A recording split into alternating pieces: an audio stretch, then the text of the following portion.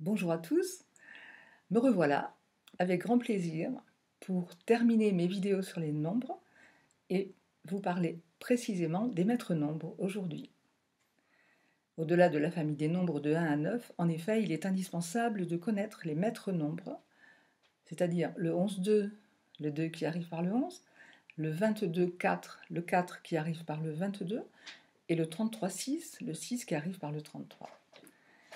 Ces trois-là sont hors norme, lumineux et d'une fréquence vibratoire à toute épreuve. D'ailleurs, ils sont tellement puissants que lorsqu'on les porte, il est nécessaire de les apprivoiser, le plus souvent. Avec eux, la médiumnité affleure en nous et se développe dès qu'on l'accueille. Ils brillent comme une lumière éblouissante qui nous aveugle nous-mêmes et peut, bien sûr, effrayer notre entourage. Petit aparté immédiat pour vous préciser que les dons des maîtres nombres doivent absolument être utilisés à bon escient et à des fins universelles. Sinon, je vous laisse deviner ce qui pourrait se passer. Alors, puisqu'ils sont très puissants, les maîtres nombres annoncent aussi un destin particulier et des défis élevés. Donc, pas toujours une vie facile et des événements hors du commun à traverser. C'est sans doute ce qui explique que certaines personnes préfèrent ignorer le 11 et rester un simple 2, omettre le 22 et rester un simple 4, ou oublier carrément le 33 pour rester un 6. Chaque maître nombre est différent et a finalement peu à voir avec les deux autres, hormis bien sûr des dons particuliers et une fréquence vibratoire fabuleuse. Donc ne nous méprenons pas, le 22,4 n'est pas le double énergétique du 11,2 et le 33,6 en aucune manière la somme des énergies du 11,2 et du 22,4 réunis. Bien sûr, on peut aussi être doté des trois maîtres nombres ou d'un seul nombre, ou d'un seul maître nombre, qui va se répéter en plusieurs endroits du thème. Et c'est cela qui nous indique un appel fort à réaliser notre mission de vie dans un ou plusieurs domaines particuliers. D'ailleurs, je vous le précise tout de suite, l'emplacement d'un maître nombre dans le thème est un indicateur important pour l'interprétation, naturellement, et pour moi qui utilise la présentation canadienne, ils seront d'autant plus significatifs qu'ils sont apparents dans le parcours de vie. La ressource, le contexte, l'apprentissage, la réalisation, les talents ou le nombre d'évolutions. Alors qui sont-ils et que disent-ils sur nous lorsque nous les portons? Le 11,2 correspond au visionnaire, au guide. Notons qu'il se compose de deux nombres antagonistes, 2 fois le 1 et le 2, ce qui peut générer en nous des tempêtes et aussi des doutes, selon que le 1 ou le 2 l'emporte. Le 11,2 révèle des capacités intuitives peu ordinaires. C'est comme si ces capteurs étaient en permanence branchés. On pourrait le dessiner, et je le fais souvent en conférence d'ailleurs, comme une parabole qui capte toutes les énergies alentour. Il voit l'intérieur des personnes sans effort et sans le vouloir, même ceux qu'il rencontre pour la première fois ou qu'il croise dans la rue.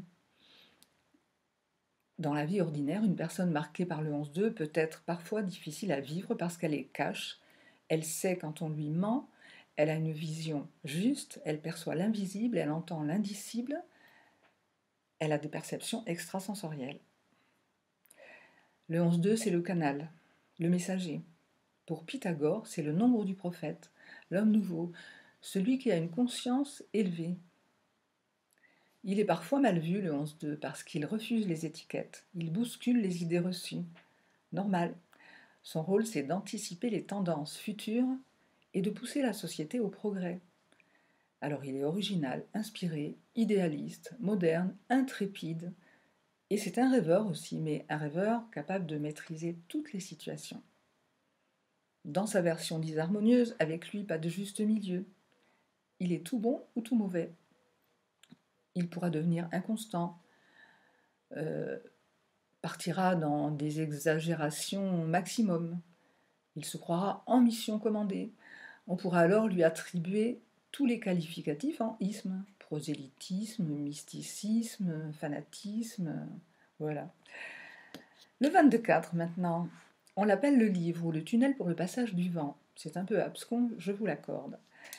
Cela signifie quand même qu'à un moment de sa vie, la personne va être traversée par un souffle puissant qui la poussera à accomplir son destin. Moi, je définis plutôt le 22-4 comme le réalisateur. Celui qui, par exemple, a en tête un film qu'il va réaliser, et donc il est assis dans son fauteuil, vous savez, avec son nom derrière, écrit sur le dossier. Juste avant le premier clap du tournage, il est le seul à avoir en tête tout ce qui va se passer. Il a tout prévu, tout est en place. Les acteurs, les dialogues, les décors, les costumes, le son, la lumière. Le 22-4 est en fait venu poser une action concrète dans le monde des humains, que ce soit un livre, un film, un objet particulier, la création d'une école spécialisée, d'une structure nouvelle, en tout cas quelque chose qui va faciliter la vie ou l'ouverture de conscience de ses semblables. Ce qui est sûr, c'est que c'est une œuvre concrète, tangible, palpable, durable. C'est un 4 évidemment, qu'il accomplira le plus souvent avec lenteur. Et presque malgré lui, parce que ce maître nombre 22-4, regardons-le de près, il est totalement yin, féminin, donc lent et secret, puissant et subtil. Et autant le 11-2 est fulgurant et rapide comme l'éclair, autant le 11-2 a besoin de temps pour se réaliser, pour mettre en place sa mission de vie, parce que lui, c'est un anti-pouvoir. Il faut presque le pousser à accomplir sa mission, son action, pourtant utile à l'humanité.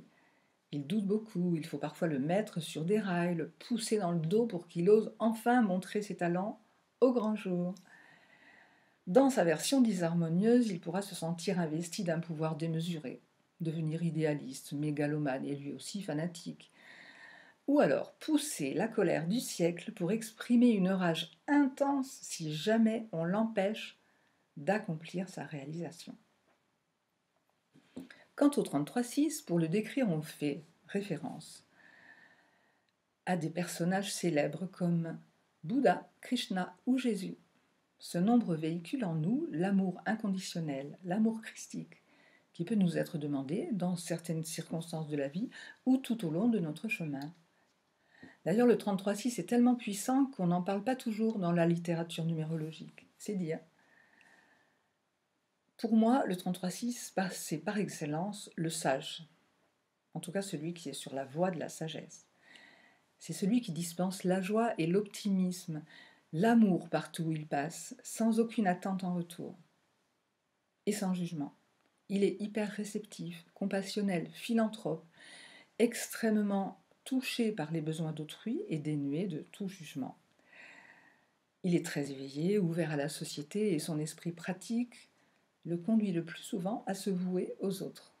C'est sans doute le niveau le plus élevé en numérologie. Il a une compréhension holistique des événements et des personnes.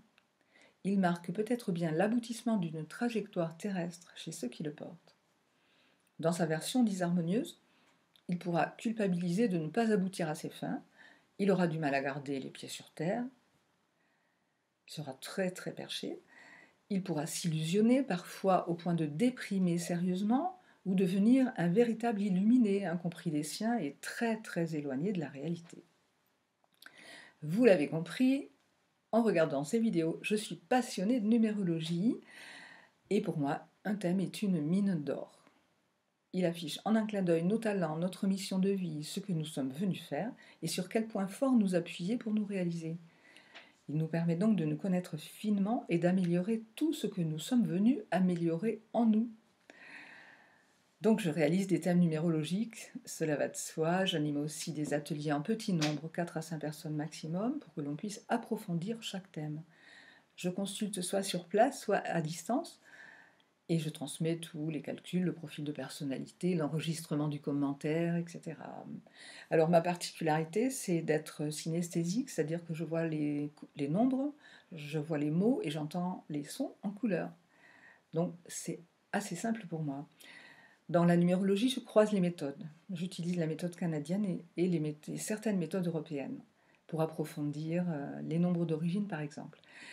Voilà, j'actualise aussi le profil de personnalité au moment de la consultation, c'est-à-dire la sinusoïde qui va du 1 au 9. Et c'est très intéressant parce que, bien sûr, on analyse le thème à partir des nombres de base, évidemment, avec lesquels on est arrivé sur Terre, mais c'est quand même très plaisant de voir tout ce qu'on a fait progresser. Et puis, j'assure le suivi de tous les thèmes que j'ai réalisés. Voilà, vous trouverez toutes ces explications dans mon site www.lefildesoi.net. À très bientôt, merci de votre attention.